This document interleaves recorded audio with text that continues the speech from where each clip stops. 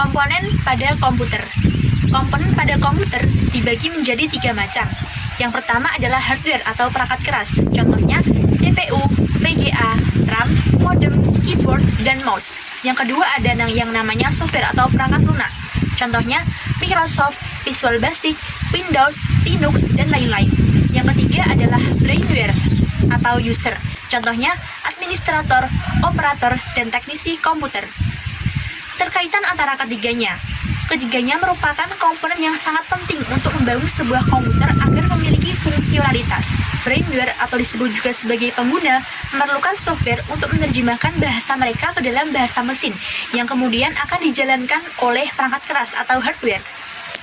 Keterkaitan antara ketiganya dengan rekam medis yaitu rekam medis yang telah terkomputerisasi sehingga data dapat ditangani secara cepat, tepat, dan akurat. Sehingga pekerjaan akan menjadi lebih efektif dan efisien. Piranti input-output. Piranti input atau masukan antara lain keyboard untuk masukkan data berupa huruf, angka, maupun simbol ke dalam komputer dengan cara mengetik, mouse untuk menggerakkan kursor, touchpad untuk menggerakkan kursor namun pada laptop, barcode reader untuk mentranskripsikan kode batang pada suatu produk, kemudian ada webcam untuk mengambil gambar ataupun video, link pen untuk menggambar grafis. Piranti output atau luaran antara lain monitor untuk menampilkan gambar yang biasa kita lihat pada layar monitor, proyektor untuk menampilkan hasil proyeksi gambar, printer untuk mencetak file atau data, speaker untuk menghasilkan file berupa audio ataupun suara, dan juga ada earphone atau headphone untuk menghasilkan file berupa audio ataupun suara juga dan bisa digunakan untuk berkomunikasi. Sejarah generasi komputer dibagi menjadi 5 tahap. Generasi pertama tahun 1946 sampai 1999. Ciri-cirinya komponen utamanya merupakan tabung vakum, memiliki ukuran yang sangat besar sehingga memerlukan ruang penyimpanan yang besar pula. Menggunakan daya listrik yang cukup besar, tidak efektif karena penyimpanannya sangat kecil.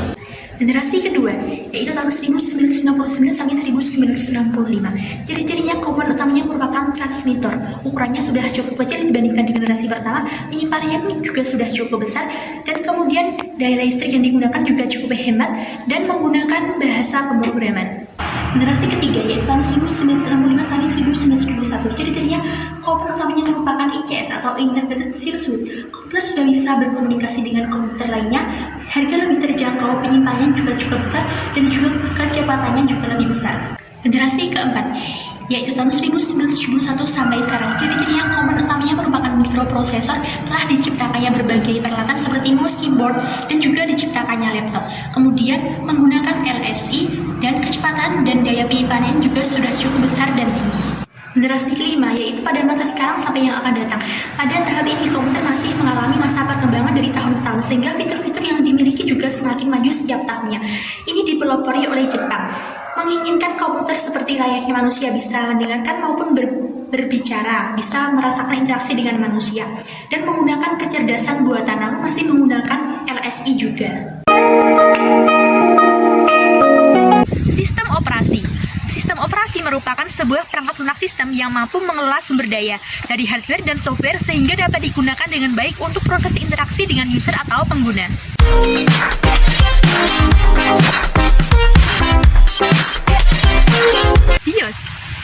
BIOS atau Basic Input Output System adalah program dengan bahasa assembly yang berfungsi untuk mengatur hardware pada komputer, bertugas untuk menjalankan proses booting pada saat komputer dinyalakan.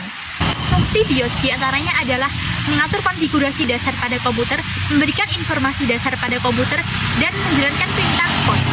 Komponen-komponen pada BIOS diantaranya adalah program BIOS utama, program bootstrapper utama, dan driver.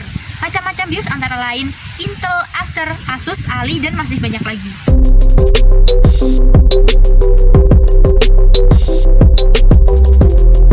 Partisi harddisk.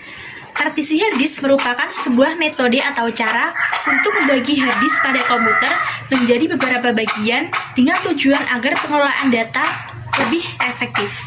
Fungsi partisi harddisk diantaranya adalah memudahkan pengguna, pengelolaan harddisk pada komputer lebih optimal, komputer dapat bekerja lebih cepat, dan data lebih aman. Jenis-jenis partisi harddisk diantaranya adalah ada partisi primary atau partisi utama, partisi logikal, dan partisi extended.